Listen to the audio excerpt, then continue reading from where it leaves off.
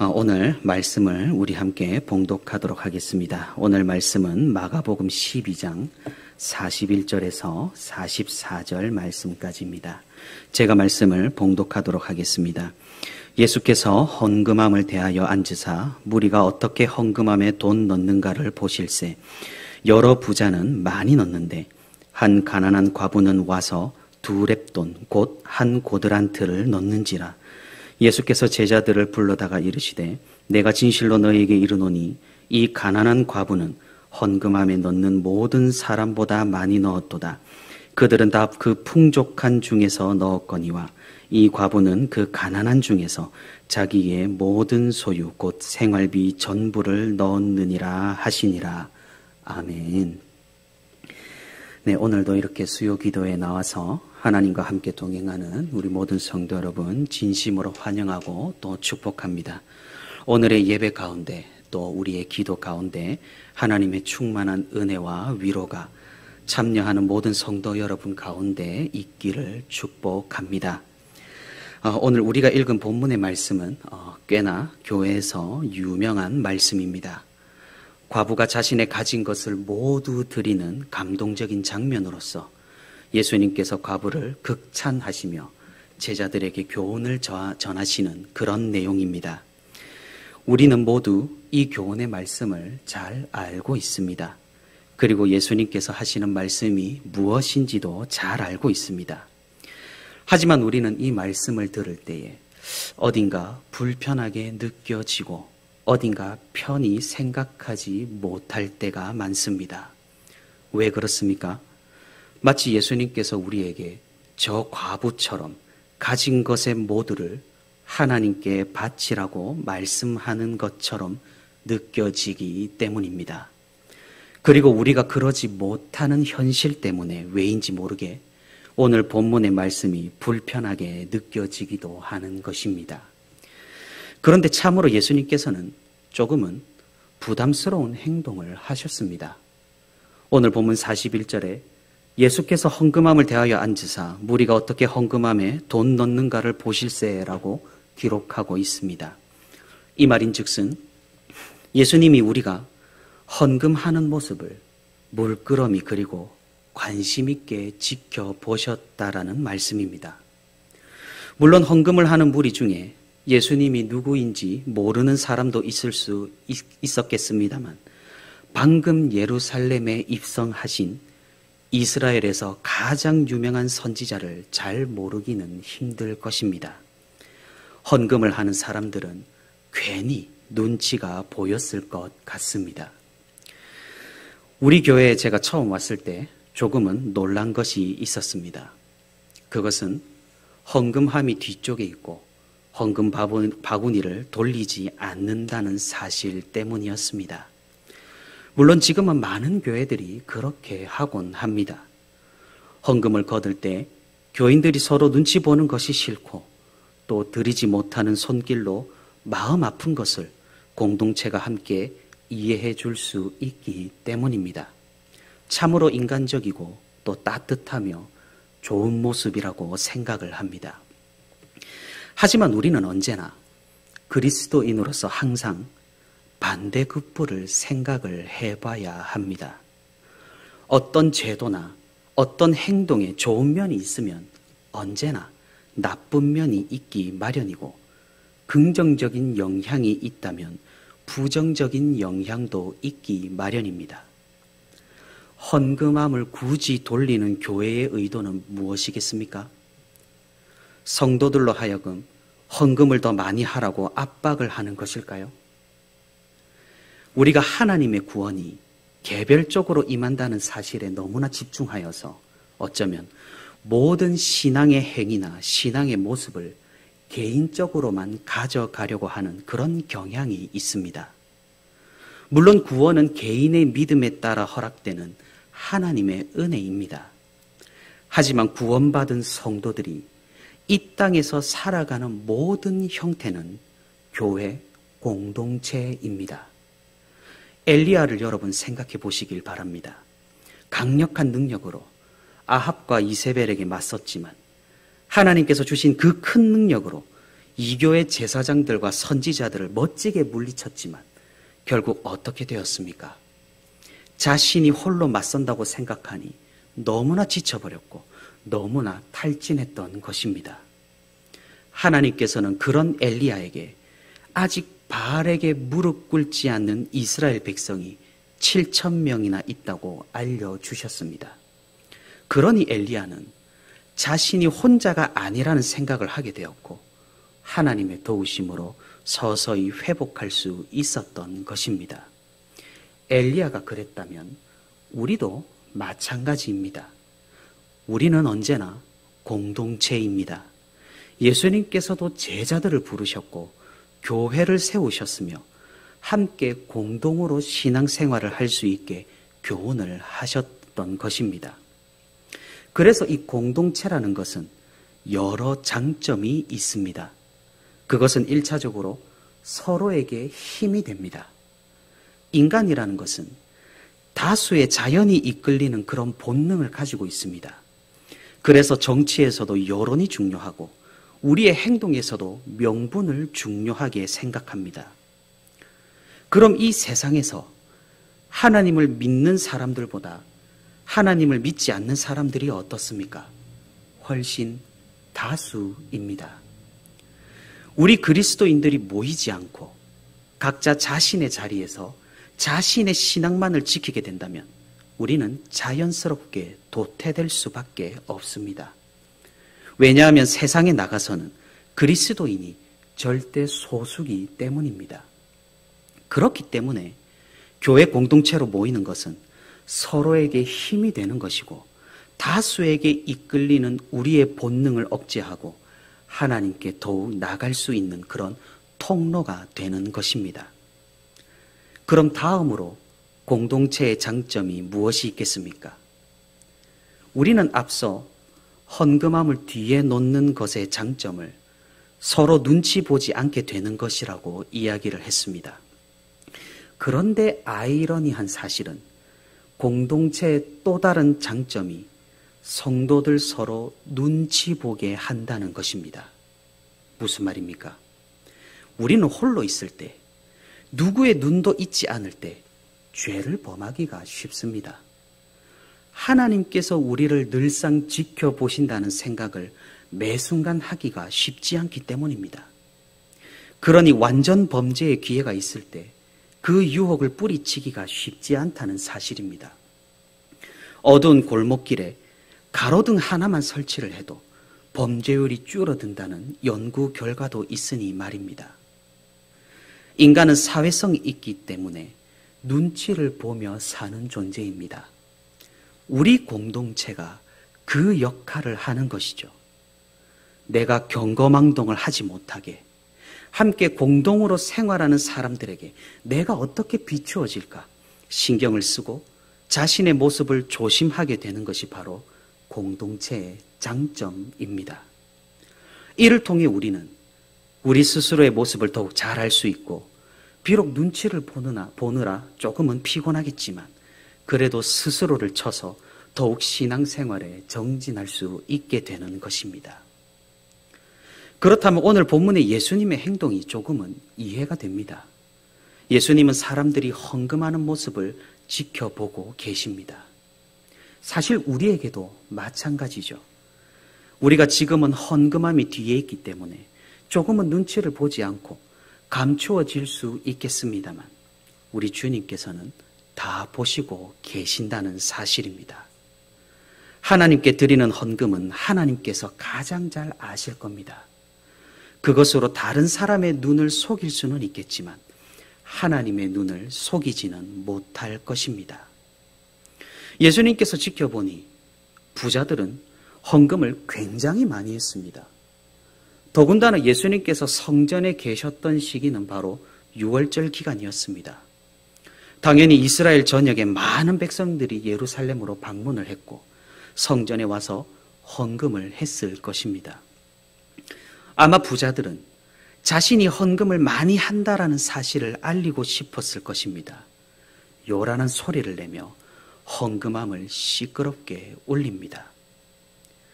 우리는 이 이야기를 독립된 단락으로 읽고 묵상하면 곤란합니다. 우리는 왜 예수님께서 굳이 헌금함 근처에 앉으시고 이를 바라보셨는지를 살펴봐야 하는 것입니다. 예수님께서 예루살렘으로 입성하시니 많은 무리가 따라왔고 예루살렘의 백성들도 예수님을 크게 환영을 했습니다. 당연히 이런 환영은 사울이 다윗을 질투했던 것처럼 예루살렘 종교 지도자들에게 질투를 불러일으켰습니다. 하지만 예수님께서는 그리 만만한 존재가 아니셨습니다. 옳은 말을 거침없이 하시고 진리를 숨김없이 전하시고 다른 사람들의 눈치를 보지도 않으셨습니다. 어떻게 그러셨습니까? 그분은 죄가 없으신 하나님이셨기 때문입니다. 우리는 죄악된 존재이기 때문에 항상 눈치를 보아서 스스로를 점검해야 하지만 예수님은 그러실 필요가 없으셨습니다. 우리가 정죄를 하게 된다면 그것이 죄악이 될 가능성이 있지만 예수님께서 정죄하시면 그것은 죄악이 안 됩니다. 왜냐하면 예수님께서는 죄가 없으시기 때문에 정말로 죄를 지적하신 것이 되니까 말입니다. 예루살렘 종교 지도자들은 금세 예수님에게 찾아와 도전장을 내밀었습니다. 어려운 질문들, 현학적이고 철학적인 질문을 던집니다. 예수님을 공경에 빠뜨리고 함정에 걸리게 하여서 재판을 받게 하고 인기를 떨어뜨리려는 그런 속셈입니다. 하지만 예수님은 그런 덫에 전혀 걸려들지 않으셨습니다. 아직은 십자가의 때가 아니었기 때문입니다. 십자가를 지실 때가 된다면 예수님께서는 스스로 그 덫에 걸리실 것입니다. 예수님과 종교 지도자들이 한바탕 논쟁을 벌일 때 예수님께서는 그 모든 도전을 물리치시고 종교 지도자들의 위선을 지적합니다.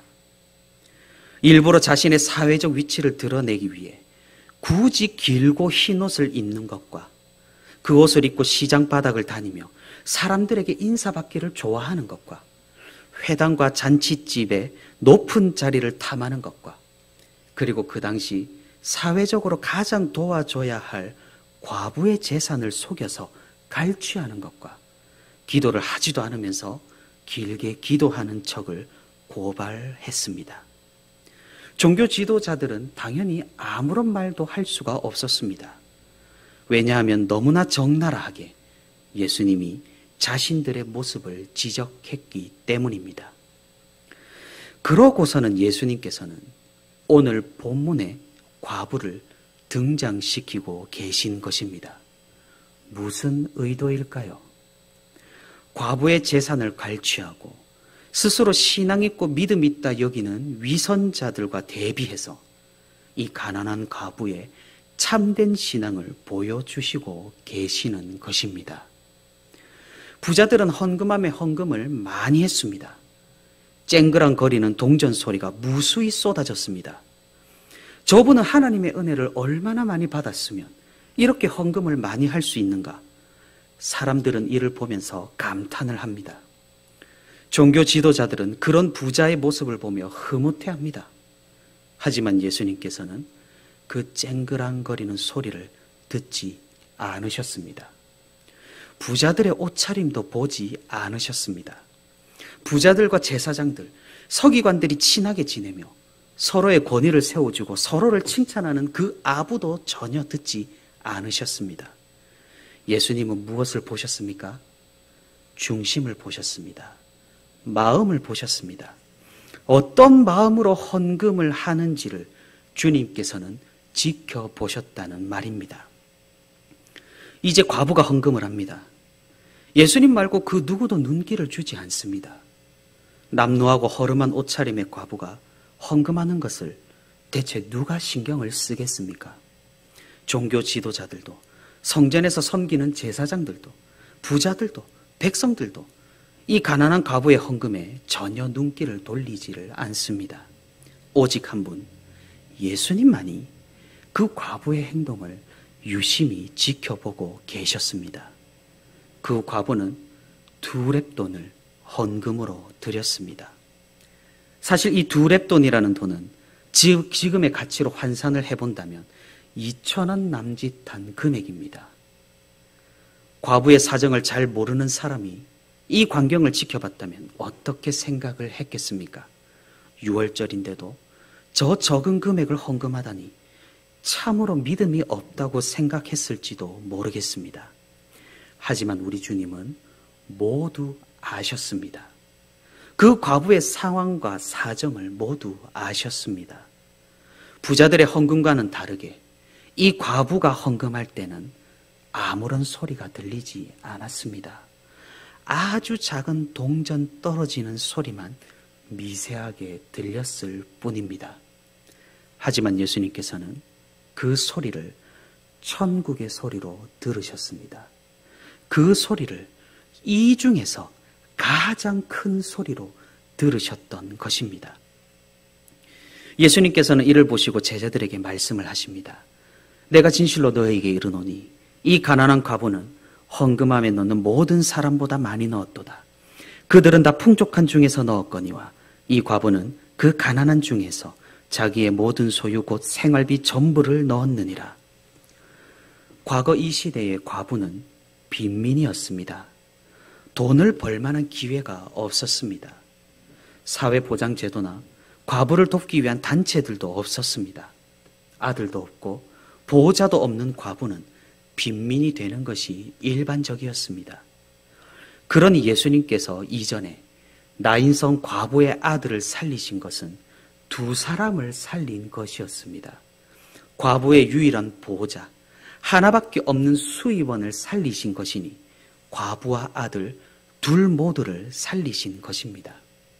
이토록 과부의 삶은 비참했습니다. 하지만 이 과부는 그 와중에도 하나님의 은혜를 잊지 않았던 것입니다. 세상에 지금 과부 상황에 무슨 은혜가 있단 말입니까? 두 렙돈이 전 재산인 이 과부에게 대체 무슨 희망이 있다는 말입니까? 우리가 본문의 과부와 같은 상황에 처해진다면 우리는 과연 하나님께 감사하며 그 은혜를 찬양할 수 있겠느냐 이 말입니다. 예수님께서 제자들과 우리에게 말씀하시는 바는 무엇입니까? 그것은 마음입니다. 그것은 우리의 목적입니다. 제가 누누이 말씀드렸다시피 그리스도인들에게 가장 중요한 것은 결과가 아닙니다. 우리에게 가장 중요한 것은 의도와 목적, 그리고 마음과 태도입니다. 결과를 중시한다면 이 과부는 실패한 것입니다. 반면에 동전 소리를 끊이지 않게 쏟아부은 부자들은 굉장히 성공한 것입니다. 결과를 중시한다면 예수님도 결국 무엇입니까? 실패한 인생 아니겠습니까? 종교 지도자들에게 패배하여서 결국 목숨을 잃고 십자가에서 비참하게 인생을 마치셨으니까 말입니다. 반면에 외식하고 위선적이며 하나님을 이용해서 잘 먹고 잘 사는 저 바리새인들, 서기관들, 종교 지도자들은 성공했다고 여겨질 것입니다. 하나님의 관점은 그것이 아닙니다. 하나님은 우리의 마음을 보시고 우리의 태도를 보시고 우리의 의도와 목적을 보십니다. 사무엘이 왜 다윗에게 기름을 부어야 한다라는 사실을 처음부터 깨닫지 못했겠습니까? 다윗이 왜 기름 부음을 받았습니까?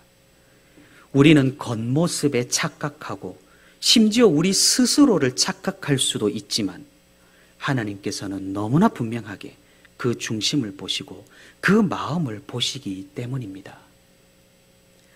예수님께서 그럼 지금 헌금에 대해서 무슨 말씀을 하고 계시는 것입니까? 과부가 자신의 모든 것을 넣었으니 우리도 모든 것을 바쳐서 하나님께 헌신하라고 말씀하고 계시는 것일까요? 그렇지 않습니다. 앞서 우리는 예수님께서 종교 지도자들의 위선과 그 그릇된 마음을 정죄하는 내용을 살펴봤습니다. 이와 대조하기 위해서 예수님은 과부를 등장시키신 것입니다. 다시 말해서 우리가 헌금을 하는 마음과 헌금을 드리는 태도와 헌금을 어떻게 생각하는지에 대한 우리 주님의 교훈인 것입니다. 사랑하는 성도 여러분, 고르반이라는 단어가 있습니다. 아마도 익히 알고 계시리라 생각을 합니다. 이 말은 하나님께 드리기 위해 거룩하게 구별하여서 따로 떼어둔 헌물이란 뜻입니다. 히브리어로 코르반이라는 단어인데 이를 헬라어로 읽으니 고르반이 된 것입니다. 원래는 구약 시대에 하나님께 드리기 위해 따로 떼어 놓는 제산을 의미했습니다. 그래서 이 레위기하고 민수기를 살펴보면 구별하여 드리는 제물을 주로 의미합니다. 하지만 이 말의 의미가 구약 후기 시대로 넘어오면서 바뀌기 시작했습니다. 하나님께 드려질 것이기에 다른 사람이 함부로 건드릴 수 없는 제물로 금지와 억제를 위한 맹세로 사용되었던 것입니다. 그래서 고르반이라고 선언을 하면 그 누구도 그 재산을 건드릴 수 없게 되는 것입니다. 당연하게도 이런 맹세는 점점 악용되었습니다. 심지어 부모를 부양하기 위해 필요한 재물도 그 자식이 고르반이라고 선언하여서 부모를 부양하지 않는 일이 빈번했습니다. 예수님께서는 이런 하나님의 율법을 악용하여 자신의 욕심을 채우는 위선과 죄악을 마가복음 7장에서 정죄하셨던 것입니다. 사실 이 고르반의 본래 의미는 어떻습니까? 참으로 순수하고 거룩한 의미입니다. 고르반, 하나님께 드리기 위해 나의 재산 중 구별하여 놓는다는 것, 얼마나 고귀하고 아름다운 것입니까? 하지만 사람들은 이를 악용하여서 자신의 사리사욕을 채웠던 것입니다. 사랑하는 성도 여러분, 지금 시대에 아마도 이 고르반을 악용하는 사람은 없을 것입니다. 하지만 이제는 어떻습니까? 고르반을 악용하지 않는 것은 좋지만 이제는 좋은 의미의 고르반조차 모르는 시대가 되어 간다라는 말입니다. 무슨 말입니까? 우리가 헌금을 어떻게 하고 있는지, 어떤 마음으로 하고 있는지, 어떤 태도와 어떤 목적과 의도로 하고 있는지를 돌아봐야 한다라는 말입니다. 헌금함의 동전을 무수히 쏟아내던 저 부자들은 어떤 마음으로 헌금을 했을까요? 물론 그 중에는 마음을 다해 드린 사람이 있었는지도 모르겠습니다. 부자라고 모두 헌금을 그런 식으로 하는 것은 아니니까 말입니다. 하지만 예수님께서 보시기에 이 부자들은 아니었습니다. 과연 그들이 좋은 의미의 이 고르반을 지켰을까요? 하나님께 드리는 헌금을 따로 구별하여 거룩하게 준비하고 하나님께 정성을 다해서 드렸을까요? 아마도 그렇지 않았으니까 예수님께서는 부자가 아니라 이 과부를 칭찬하신 것입니다. 오늘 본문의 부자에게 헌금이라는 것은 단순히 자신을 과시하는 수단에 불과했고 하나님께 드리는 것이지만 구별하여 거룩하게 드리기보다 그저 자신이 사용하고 남은 것을 드렸던 것입니다. 하지만 이 과부는 어떻습니까? 자신에게 이 두 렙돈이 얼마나 소중하겠습니까? 가진 것의 전부입니다. 과연 우리는 이를 헌금할 수 있겠습니까? 아니면 하나님도 이해해 주실 거야, 내 상황이 이러니 헌금은 사치라고 생각을 하겠습니까? 사랑하는 성도 여러분, 하나님께서는 남는 것을 받으시는 분이 아니십니다. 이 과부 앞에서 우리는 과연 어떤 변명을 할 수 있겠습니까? 형식에 본질이 담깁니다. 우리의 마음과 태도는 본질이겠지만 그것은 우리의 행동인 형식에 담길 수 있다고 제가 일전에 말씀을 드렸습니다. 헌금을 할 때 우리의 마음이 어떠합니까? 하나님을 향한 그 뜨거운 마음과 그 감사의 역동성이 있습니까? 처음 소득을 받았을 때 하나님의 것을 따로 구별해놓고 살림을 시작하고 계십니까? 계좌이체로 헌금을 하신다면 감사의 기도를 하고 이체를 하십니까? 혹시 쓰다 남은 것으로 내가 가진 것이 넉넉해져야 헌금을 하고 있지는 않으십니까? 과거 우리 신앙인의 모습이 어떠했습니까? 우리 윗세대의 모습이 어떠했습니까? 헌금을 하더라도 새것 같은 지폐로, 은행에 가서 굳이 새 지폐로 바꾸어서 헌금을 하는 그 마음, 저는 수없이 봐왔습니다. 불편하고 귀찮고 어려운 일이지만 그곳에 진실된 마음이 담겨 있음을 우리는 느낄 수가 있는 것입니다. 지금은 그렇게 하고 싶어도 하지 못한다고 합니다. 제가 찾아가 봤지만 은행에서 새 지폐로 바꾸어 주지 않는다고 합니다. 그러면 우리는 어떠해야 하겠습니까? 사랑하는 성도 여러분, 우리가 최소한으로 고르반을 지키는 성도가 되기를 바랍니다. 하나님께 드릴 것을 미리 거룩하게 구별하여 우리의 사정과 상황이 어떠하든 하나님께 드릴 것은 드리는 그 신앙을 우리가 가질 수 있기를 바랍니다. 물질이 있는 곳에 마음이 있고 마음이 있는 곳에 물질이 가기 마련입니다. 우리의 마음이 어디 있습니까? 우리의 물질이 어디에 쓰이고 있습니까? 헌금은 신앙의 표현입니다. 모든 것이 하나님께로부터 왔다는 신앙 고백이고 하나님께서 나를 부족함 없이 먹여주신다는 믿음의 고백이며 내가 아니라 하나님이 내 삶의 주인이라는 삶의 고백입니다. 과부의 마음에서 우리는 이를 느낄 수가 있는 것입니다. 우리는 헌금을 통해 이기성을 버리고 주님께서 요구하시는 이타성을 가지게 됩니다. 우리가 물질을 사용하는 대부분은 아마도 나와 우리 가족을 위함일 것입니다. 하지만 헌금을 하는 것은 교회를 위함이고 이웃을 위함이고 하나님을 위함입니다. 그러니 헌금은 위대한 사역이고 위대한 헌신이고 위대한 사랑입니다. 말씀 맺도록 하겠습니다. 먹고 살기 위해서라는 변명을 하면서 쓰다 남은 것으로 헌금하지 않고 고르반, 하나님께 드릴 것을 거룩히 구별하여 아름다운 마음으로 헌금을 하는 우리 모두가 되기를 바랍니다. 주님께서 보시는 그 관점은 액수에 있지 않고 비율에 있지 않습니다. 우리의 마음에 있고 우리의 태도에 있습니다.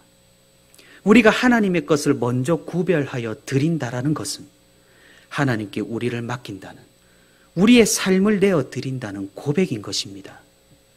그 고백을 할 수 있는 사람만이 하나님을 향해 감사를 할 수 있고 삶의 어떠한 상황 가운데에서도 하나님을 신뢰할 수 있으며 하나님의 도우심을 경험할 수 있는 것입니다. 우리가 쓰고 남은 것을 하나님께 드리는 것이 아니라 가장 먼저 구별하여 하나님께 내어드리는 그런 참된 신자가 되기를 바랍니다. 우리가 그리한다면 이러한 삶의 고백 뒤에 우리를 도우시겠다는 그 약속을 하나님께서는 친히 이루어 주실 것입니다. 이 약속을 신뢰하며 우리의 신앙생활 가운데 하나님을 가장 높여드리고 가장 소중히 여겨드려 하나님께 영광을 돌리는 저와 우리 부천시민교회 모든 성도가 되기를 소망합니다.